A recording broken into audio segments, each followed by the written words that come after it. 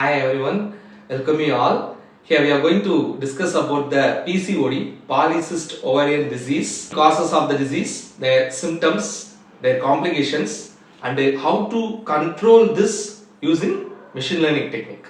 First, what do you mean by a PCOD, Polycystic Ovarian Syndrome, and it is common among women, age of 15 to 45. Number one symptom is the irregular periods. So the normal menstrual cycle may change. So it can extend over 30 days. So this irregular period is the main symptom. Second one is excess androgen that results in facial or body hair, or sometimes it causes accidents in the skin. Then the third one is polycystic ovaries, enlarged ovaries that contains numerous sac-filled follicles which surround the eggs. Main causes of this PCOD. The number one cause is the insulin.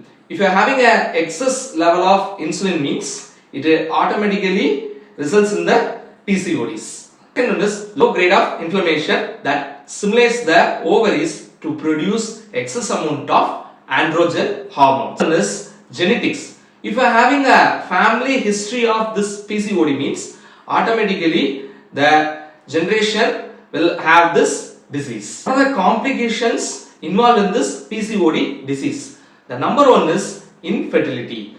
So those who are having this PCOD is they find hard to get pregnant. Number two is metabolic syndrome. If you are having a PCOD means it results in certain complications such as high blood pressure, high cholesterol and high sugar levels. Then the level of depression and anxiety. Then endometrial cancer. So if you are having a prolonged time of absence in your menstrual cycle means it is having a high risk of getting the endometrial cancer. Now we can see how to control it with the help of machine learning algorithms. This involves creating a predictive model and personalized management plans. One is data collection. First we have to collect the following data such as medical data that includes their hormone levels, their insulin levels, their menstrual cycle history, their ultrasound results, then their lifestyle data such as their dietary plans, their sleep patterns, etc., their family history and their gene patterns. Two is data pre-processing that includes cleaning the data, then normalizing the data. So after cleaning and normalization, we have to encoding the data so that the categorized values are converted into a numerical values. Step 3 is exploratory data analysis. With the help of data visualization, we are using plots to understand the distributions and relationships. The data using descriptive statistics. Then the fourth one is feature creation and identification. So we have to create a features from already existing data such as their hormonal levels, insulin levels, their BMI, their age, etc. For feature selection, we have to use methods like correlation analysis, mutual information.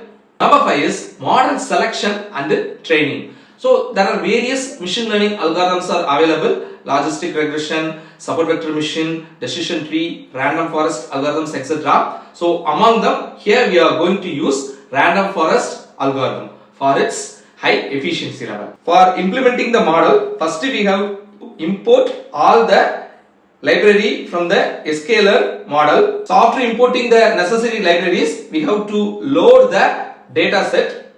So after loading the data set, we have to pre-process the data. After pre-processing, we have to go for feature extraction. Here the target variable is assumed as PCOD. Then standardize the feature extraction with the help of scaling function. After the scaling function, we have to split the data into training and testing datasets. The test dataset is mentioned as 0.2 and the random state value is 42. So for training this random forest classifier, we have the estimated value as 100 and random state as 42. So we have to fit this into the model by training the x and y values. So after training the model, we have to evaluate the model by finding certain performance measures such as their accuracy, their classification report and ROC AUC. Then the seventh step is that hyperparameter tuning. The pre-trained values. So before we are going to train the model, we have to assume some values such as their learning rate, the number of epochs that you are going to use, that we have to predict earlier before training. So this improves the overall accuracy level. Then the eighth one is a model evaluation. You have to evaluate the model after splitting the data into training and testing. Then we have the graphical comparison of the data. Then the ninth one is personalized certain management plans. So after identifying all these things, we have to provide some tips to the patient so that their PCOD can be controlled. Number one, predict the risk. Identify the individuals at a high risk of developing the PCOD disease. Recommend the lifestyle changes such as their dietary plans, their sleep patterns, etc. Then monitor their progress. So after giving all these inputs, we have to monitor the patient progress. The final one is real-time monitoring and alerts. By using any mobile apps or any alert system, we have to monitor the patient. So integrate data from wearable devices to monitor their physical activity. Set up an automatic alert for significant changes in pattern and who is having a high risk of developing PCOD. The final conclusion is the treatment of this PCOD.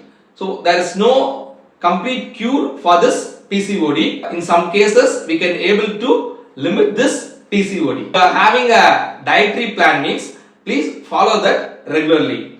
Avoid foods such as high protein content such as chicken, the pizzas, burgers. Weight loss through a low calorie diet can help to manage this PCOD. Medications.